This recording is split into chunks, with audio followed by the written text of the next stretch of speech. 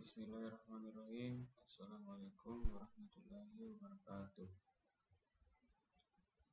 Perkenalkan, nama saya Harun Luis dengan NIM D07111119.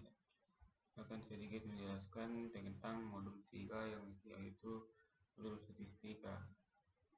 Bagilah yang pertama itu untuk latar belakangnya itu statistika merupakan ilmu yang berkaitan dengan pengumpulan data, pengolahan data, sampai kepada pengambilan kesimpulan.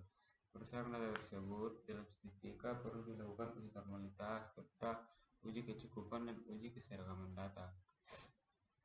Uji tujuannya itu untuk mengetahui apakah data terdistribusi normal atau tidak. Untuk uji keseragaman dan kecukupan data digunakan untuk menguji apakah data yang kita miliki berada dalam batas normal yang menggambarkan populasi. Antropometri adalah ilmu yang berhubungan dengan pengukuran dimensi ukuran tubuh manusia. Data antropometri diaplikasikan secara luas, diantaranya perencanaan area kerja, perencanaan peralatan kerja, dan lain-lain sebagainya. Untuk tujuan praktikum yang pertama itu dapat mengetahui dan menguasai konsep statistik pengukuran data antropometri. Yang kedua, dapat mengetahui konsep dan pengujian uji normalitas, uji keseragaman data, dan uji kecukupan data. Yang ketiga, praktikan dapat mengetahui konsep dan cara menentukan ukuran dimensi benda yang ergonomis. Yang keempat itu penguasaan terhadap konsep statistik industri dalam melakukan riset ilmiah. Untuk yang pertama itu untuk bab 2 tinjauan pustaka. Yang pertama, satu antropometri. Antropometri adalah ilmu yang secara khusus berkaitan dengan pengukuran tubuh manusia. Yang kedua, pembagian antropometri. Untuk pembagian antropometri ada dua, yaitu dimensi tubuh struktural atau antropometri statis yang diambil secara linear pada permukaan tubuh. Yang kedua itu dimensi tubuh fungsional atau antropometri dinamis, yaitu data yang diambil pada saat melakukan gerakan-gerakan tertentu yang berkaitan dengan produk yang diproduksi. Selanjutnya itu 2.3 faktor-faktor yang mempengaruhi. Ada umur, jenis kelamin, suku bangsa, posisi tubuh. Pada posisi tubuh ini ada pengukuran dimensi tubuh struktural dan pengukuran dimensi fungsional tubuh. 2.4 statistik dan statistika. Jadi statistik adalah statistik itu dipakai untuk memetakan kumpulan data maupun kumpulan data bilangan maupun non bilangan yang disajikan dalam bentuk tabel atau diagram yang menggambarkan suatu persoalan. Untuk statistika yaitu pengetahuan yang berhubungan dengan cara-cara pengumpulan data, pengolahan data, sampai pada pengambilan kesimpulan dan penganalisaan. Yang 2.5 itu jenis-jenis statistik. Pertama itu ada statistik deskriptif. Tujuannya untuk mendeskripsikan atau memberi gambaran objek yang diteliti sebagaimana adanya tanpa adanya penerapan kesimpulan. Yang kedua itu ada statistik inferensial, yaitu sama halnya dengan statistik deskriptif, namun pada statistik inferensial itu sampai kepada tahap penarikan kesimpulan. Teknik pengumpulan data itu ada metode observasi atau pengamatan, metode interview atau wawancara, metode dokumentasi, penelusuran literatur, metode fokus group diskusi, sensus yaitu pengambilan elemen secara keseluruhan, kemudian sapling pengambilan elemen secara sebagian, dan metode angkat yaitu berupa memberikan daftar pertanyaan atau 2.7 itu ada jenis-jenis data. Yang pertama itu berdasarkan jenis data, ada data kuantitatif yang berisi angka-angka dan kualitatif yang berisi kata-kata berupa penjelasan. Sifat-sifat yang kedua berdasarkan sifat data. Yang pertama itu ada data diskrit dan data kontinu. Kalau data diskrit dan data kontinu. Kemudian yang ketiga itu berdasarkan waktu pengumpulan, ada cross section dan time series. Kemudian berdasarkan sumber ada internal dan eksternal. Kemudian berdasarkan cara memperoleh yaitu primer dan sekunder. Selanjutnya 2.8 yaitu uji normalitas. Uji normalitas itu suatu prosedur yang digunakan untuk mengetahui apakah data berasal dari populasi yang terdistribusi normal atau tidak. Yang 2.9 itu uji keserakaman data, yaitu uji yang dilakukan untuk mengetahui apakah data yang diukur telah seragam dan berasal dari suatu sistem yang sama. Selanjutnya 2.10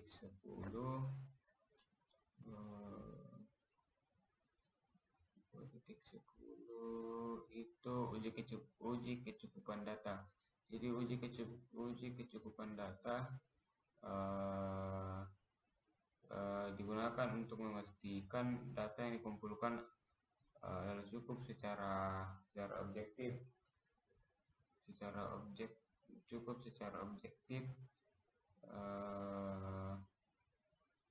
kemudian pada poin pertama tingkat kepercayaan itu sejauh mana sampel mewakili populasi. Di sini ada untuk tingkat kepercayaan 0 sampai 68 ada K1, 69 sampai 95 ada K2, dan 90 sampai 90 ada K3. Kemudian tingkat ketelitian itu penyimpangan maksimum. Kemudian perhitungan persentil. Jadi persentil itu suatu nilai yang menunjukkan persentase tertentu dari sebanyak kelompok orang yang dimensinya sama. Ada persentil statis, pengukuran dimensi antrometri. Kemudian masuk di bab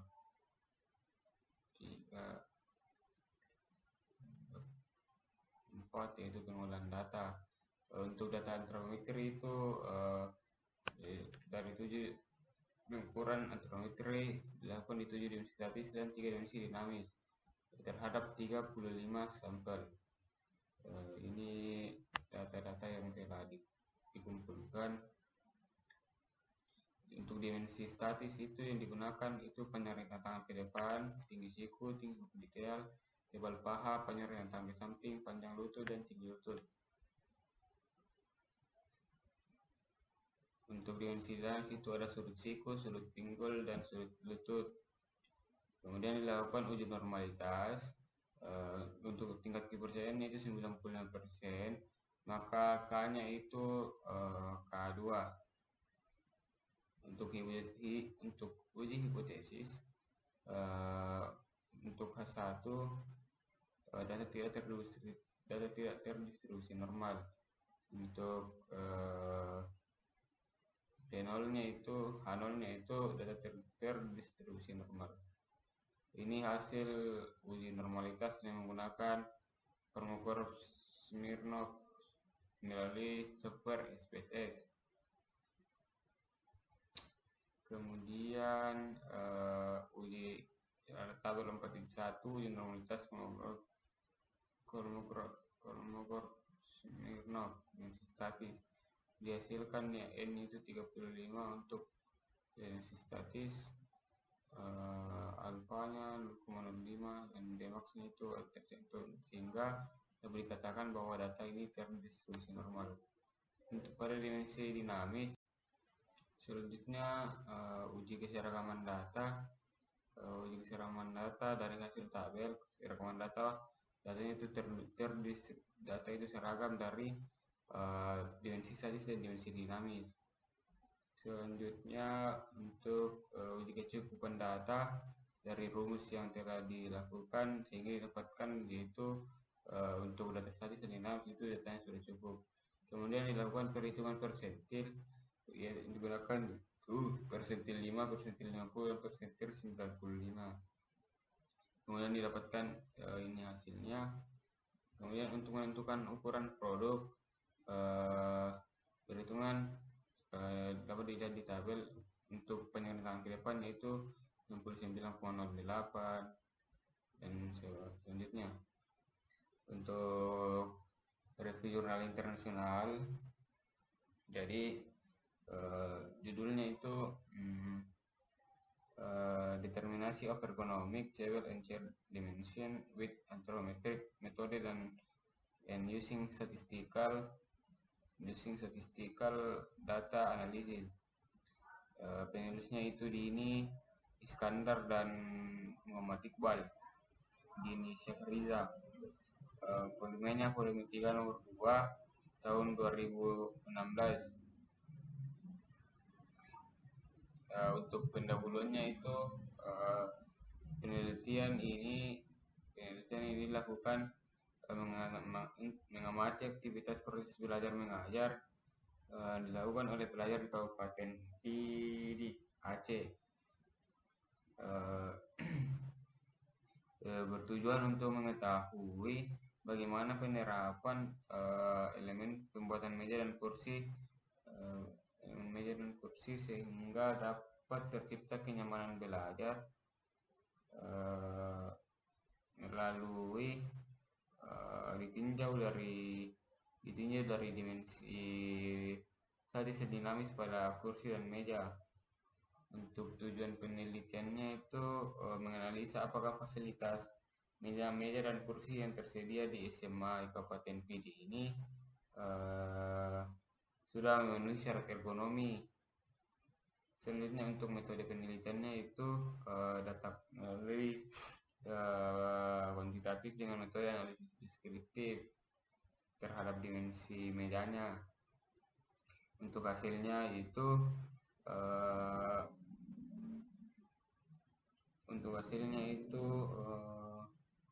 melalui hasil dimensi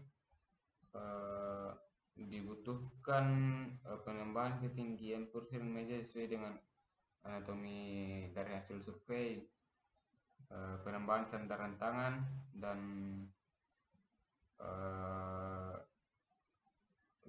ditujukan untuk